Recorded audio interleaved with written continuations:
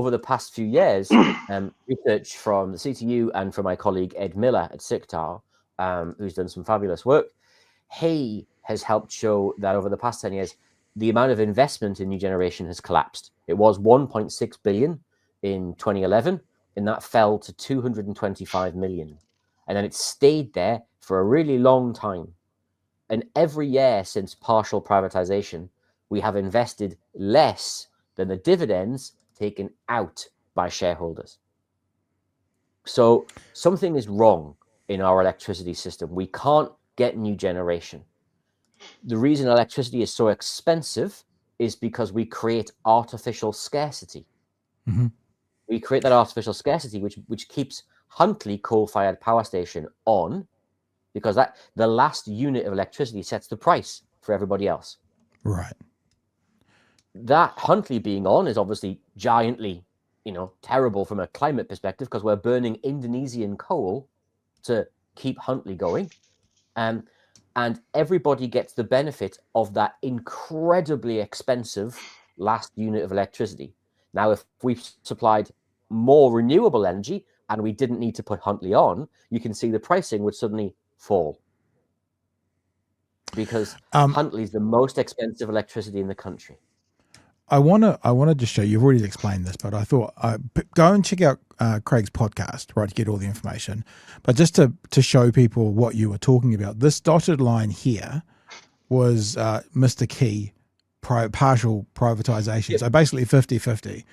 This orange line is the dividends that these companies were giving back to us because the government owned. Before it, these dividends are what they're giving back. I guess you'd still have to be accurate and say half of these dividends are coming to to us, and half is going privately. It's more than that as well, Pat, because we also get the GST on the bills, right? And we get some money from the distribution grid, which isn't the gentailers. So overall, the government is getting about $1 billion a year in revenue from the electricity system. But in a layman's point of view, you'll correct me here because that's your job.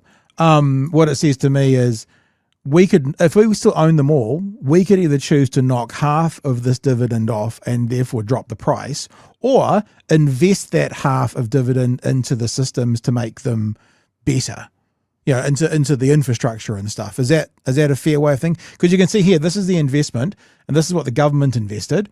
And then once it's sold, investment dipped, went away, and it's obviously, I would say they've gone, holy shit, we're 15 years behind on our grid, so we better invest again. And so they've been investing again. But I look at this and I think, give or take, half of this dividend is not going to benefit us, New Zealanders, because it's going to the private consumer, or benefit the government, which is still benefiting us and the infrastructure. Is that fair?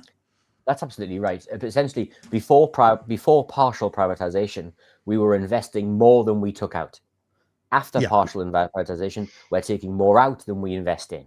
Yeah, and of course, what happens? It's like if you've got your car and you don't spend any money on the car, keeping it, you're not spending any money on your car because you're just letting it continue to work a year, and then all of a sudden everything goes wrong. It's like, shit, big investment to get my car going again because you've spent nothing on it.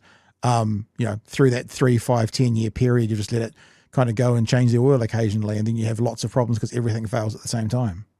You've met my carbon, but in terms of the overall system, you're dead right. Essentially, where we've underinvested for years, or the generators have underinvested for years, shareholders have made huge profits on the way through, and now we're facing a crunch because we need more generation. We need more renewable generation. We certainly need more renewable generation in the future if we're going to manage climate change. But yet we're managing that on the back of shedding jobs and poorer households not having the electricity that they need at a price they can afford, which means colder houses, which means we all pay more in health costs. We pay more in housing costs.